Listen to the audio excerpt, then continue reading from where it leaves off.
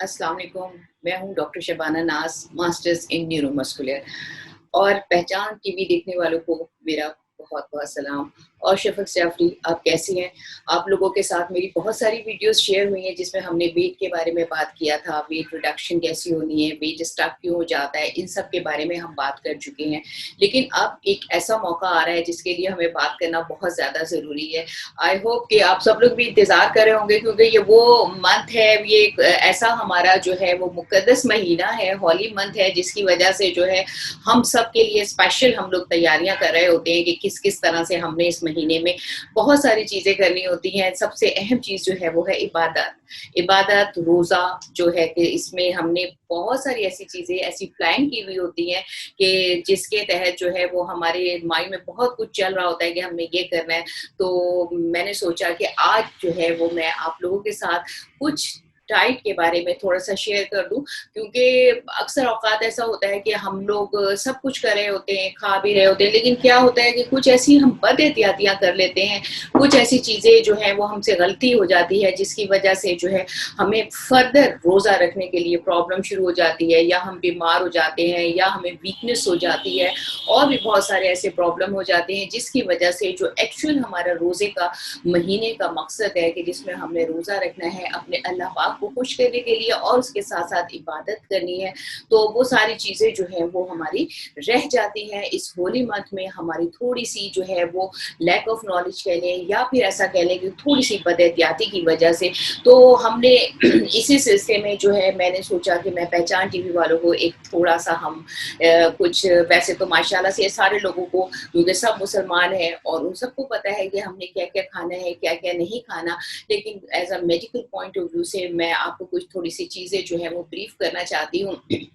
देखिए, हम अगर इफ्तार से बात शुरू करते हैं, इफ्तार और एक चीज़ आप लोग अपने ज़हन में रखें कि रोज़े का मकसद ये नहीं है कि कोई बहुत ही डिफरेंट चीज़ आ गई। रोज़े का मतलब ये है कि वही सब कुछ आपने खाना है, वही सब कुछ जिस तरह से आपने एहतियात करते हैं, वो सारी चीज़ें आपने करनी है, लेकिन जो है वो थोड़ा-सा उसका ड्यूरेशन चेंज हो जाता है। अब आपने ये नहीं सोचना रमज़ान आ गया तो आपने फिलर्स करना मतलब लेना शुरू कर दिए कि इतना खाएँ कि हम वो और इतना पानी पिएँ। जो चीज़ें आप खा रहे थे, जो चीज़ें आप जिस तरह से आपने पानी का इंटेक आपका था, और जैसे आपको पता है कि 8 गिलास मिनिमम हमने पीने होते हैं, वो सारी चीज़ें, मतलब रमज़ान में कोई ऐसा जो है कोई ऐसी रॉकेट साइंस नहीं है कि हम ऐसी करें कि ऐसा हो, ऐसा नहीं है। जो चीज़ें हम नॉर्मली पहले खाते थे, जो चीज़ें हम नॉर्मली यूज़ करते हैं, जो हमारा लाइफ़स्टाइल है, हमने उसको ही लेके आगे चलना होता है, लेकिन थोड़ी-सी एहतियात के साथ। अच्छा, एक चीज़ अपने ज़हन में रखें, इफ्तार हो या सहरी हो, उसके बारे में हम बात करते हैं, उसमें सबसे अहम चीज़ जो है, वो ये है कि अपने दिमाग में आपने ये रखना है कि हमारे 3 माइक्रो न्यूट्रिएंट्स जो हैं वो हमारे फूड में, हमारे मील में ज़रूर होने चाहिए। उसमें जो है वो कार्बोहाइड्रेट है, प्रोटीन है और फैट है। ये बहुत इम्पोर्टेंट चीज़ें होती हैं जो कि एक बैलेंस डाइट का हमारा हिस्सा है। और अब आप लोगों को हम शुरू करते हैं, जैसे सपोज़ हमने फास्ट जब हम ब्रेक करते हैं पूरे दिन के बाद, क्योंकि हमारे यहाँ पाकिस्तान में तो 15 से 16 घंटे, डिफरेंट कंट्रीज़ में जो है वो डिफरेंट आवर्स का जो है वो रोज़ा होता है। तो लेकिन इतने बड़े अरसे के बाद जब हम रोज़ा खोलते हैं, रोज़ा इफ्तार करते हैं, तो पूरे दिन की हमारी बॉडी जो है वो डिहाइड्रेटेड होती है, लैक ऑफ न्यूट्रिशन होते हैं, ज़ाहिर है पूरा दिन में जो हमने सहरी में लिया हुआ होता है वो सारा यूटिलाइज़ हो चुका होता है, और हमारे वाटर जो है वो डिहाइड्रेशन, क्योंकि पाकिस्तान में क्योंकि इस वक़्त एक्सट्रीम वेदर है, गर्मी है और बहुत ज़्यादा पसीना होता है, लेकिन आप लोगों के यहाँ सर्दियाँ स्टार्ट हैं, तो ये बहुत अच्छा है कि आप लोगों को डिहाइड्रेशन का मसला इतना ज़्यादा नहीं होगा, क्योंकि जितनी स्वेटिंग होती है, जितना पसीना आता है, उतना ये हमारे जो है वो डिहाइड्रेशन कॉज़ करता है। उसके साथ-साथ हमारा इलेक्ट्रोलाइट बैलेंस जो है वो भी आउट होने के चांस होता है। अच्छा, इसमें ये है कि जब हमने इफ्तार की, जब हमने रोज़ा खोला, तो उस वक़्त सबसे ज़्यादा डिहाइड्रेशन का हमने ख़्याल रखना है। डिहाइड्रेशन के लिए जो है सिंपल, अगर आप प्लेन वाटर लेते हैं तो वो बहुत ज़्यादा आपको एनर्जी भी देता है, और उसके साथ-साथ जो है वो विद लेस कैलोरीज़ जो है वो आप उसका ईज़िली जो है वो आपने पानी पीते रहना है। अच्छा, हाइड्रेटेड आपने अपने आप को रखना है, हाइड्रेटेड इस तरह से हाइड्रेटेड हाइड्रेटेड रखना है कि रोज़ा आपने खोला पानी पी लिया, उसके बाद जो आपकी ईटिंग विंडो शुरू हो जाती है वो होती है सहरी तक। तो उसमें हर 20 मिनट के बाद, आधे घंटे के बाद आपको प्यास लगे या ना लगे, आपने जो है वो थोड़ा-सा पानी ज़रूर पीते रहना है। इसको कहते हैं प्री हाइड्रेशन, प्री हाइड्रेटेड रखना होता है आपको अगले रोज़े के लिए। तो आपने इस तरह से वाटर इनटेक करते रहना है। उसके अलावा लिक्विड जो है वो आपने फ्लूइड्स जो हैं वो ज़्यादा लेने होते हैं टू प्रिवेंट द डिहाइड्रेशन। तो उसमें सबसे पहले जो है वो मैंने आपको बताया, हमारी फर्स्ट ऑप्शन जो है वो पानी होती है। सेकंड जो है वो फ्लूइड्स की फॉर्म में जो है आप फ्रूट जूसेस ले सकते हैं, क्योंकि फ्रूट शुगर जो है वो इतनी हार्मफुल नहीं होती एज कंपैरेटिवली प्रोसेस्ड शुगर के। तो आपने फ्रूट शुगर की फॉर्म में फ्रूट जूसेस जो है वो आप ले सकते हैं, वो आपको न्यूट्रिशन भी देगा और आपको हाइड्रेटेड भी रखेगा। इसके अलावा दूध का इस्तेमाल, मिल्क जो है वो बहुत इंपॉर्टेंट है। मिल्क के अंदर जो है कैल्शियम भी है, आपको पता है डिफरेंट टाइप की मिनरल्स हैं। जैसे कहा जाता है कि दूध एक कंप्लीट गिज़ा है, तो आप दूध में मिल्क शेक बना के पी सकते हैं, बनाना शेक बना के पी सकते हैं। तो इस तरह से, और उसके अलावा डिफरेंट टाइप की स्मूथीज आप बना लें। स्मूथीज में आपने जो आपका व्हाटएवर जो आपको पसंद है वो भी आप अपनी फ्लूइड्स में या लिक्विड इनटेक में शामिल कर सकते हैं।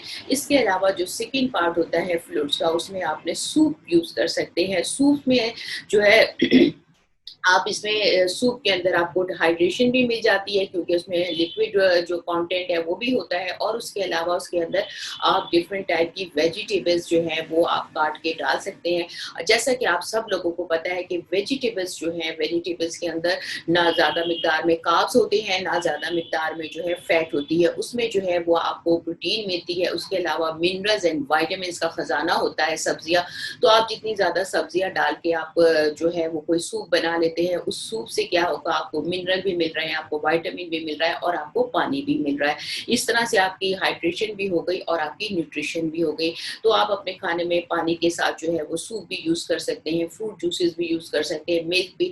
ज़रूरी नहीं है कि इनमें से कोई एक चीज़ आप इस्तेमाल करें। आप ऐसा भी कर सकते हैं, 1 ग्लास पानी पी लिया, थोड़ा-सा जूस रख लिया, थोड़े खाने के बाद सूप पी लिया। तो डिफरेंट मतलब वैरायटी में जो है वो आप फ्लूइड्स यूज़ कर सकते हैं। इसका मतलब ये नहीं कि सिर्फ आपने एक ही फ्लूइड लिक्विड एक ही फॉर्म में यूज़ करना है। आप एक वक़्त में मतलब सहरी और इफ्तार के दरमियान इतना ड्यूरेशन होता है, इतना बड़ा विंडो होता है, उसमें आप जूसेस भी ले सकते हैं। लेकिन जैसा मैंने आपसे कहा कि हर आधे घंटे के बाद जो है आपने कम से कम थोड़ा-थोड़ा जो है अपने आप को हाइड्रेटेड रखना है, ताकि आप जो है अगले रोज़े के लिए अपने आप को तैयार कर रहे हैं।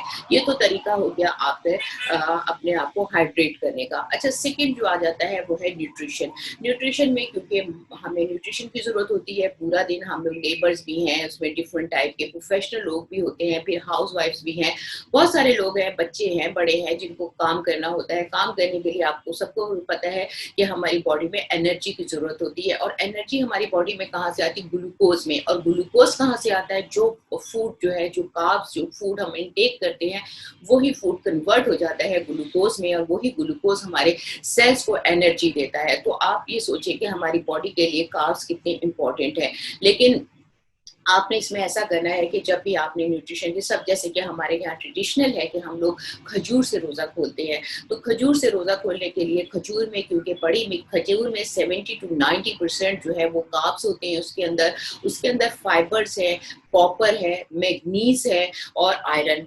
काली जो भी चीज़ है उसमें आयरन होता है। तो ये इतनी बड़ी मिकदार में जो है इसमें इतनी न्यूट्रिशन है। जब भी तो पहले ज़माने में यह हमारे हजूर पाक सल्लल्लाहु अलैहि वसल्लम, आपको पता है कि वो खजूर और दूध के साथ रोज़ा रखते थे और खोलते थे। तो ये कितनी बड़ी बात है कि इतनी न्यूट्रिशन है जो हम अला-बला खाते हैं, उसके बजाय जैसे अगर हम 3 खजूरों के साथ रोज़ा खोलते हैं तो हमें कितनी न्यूट्रिशन, आयरन, विटामिन्स, फाइबर्स और ये देखिए कितने कार्ब्स हमें मिल जाते हैं।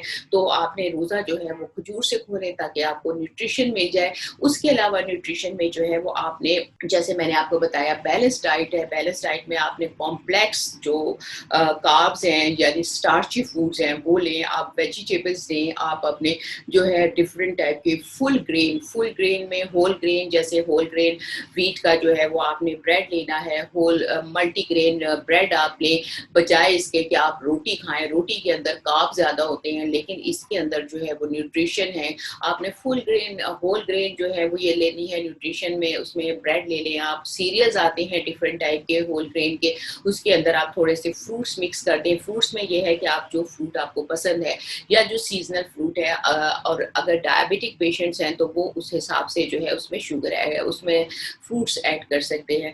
तो ये सारी चीज़ें तो हो गई आपकी होल ग्रेन और फुल ग्रेन की बारे में। अच्छा, उसके अलावा ये है कि अगर अगर आपने ये देखा कि हम ये सारी चीज़ें जो है वो आपने लिया, अच्छा कोशिश ये कीजिएगा कि आपने रोटी जो है जो प्रोसेस्ड और रिफाइंड आटा होता है, वाइट आटा, उसकी रोटी नहीं लेनी, उसकी जब रोटी नहीं लेनी, उसके इस तरह से आपने जो है न्यूट्रिशन पूरी लेनी है होल ग्रेन से। होल ग्रेन जो है फाइबर्स भी होते हैं, डाइजेशन, वेट लॉस सब में आपकी हेल्प भी करेगा, फिलर्स भी है, आपको जो है कोलेस्ट्रॉल, आपका शुगर लेवल सब कुछ कंट्रोल रहता है।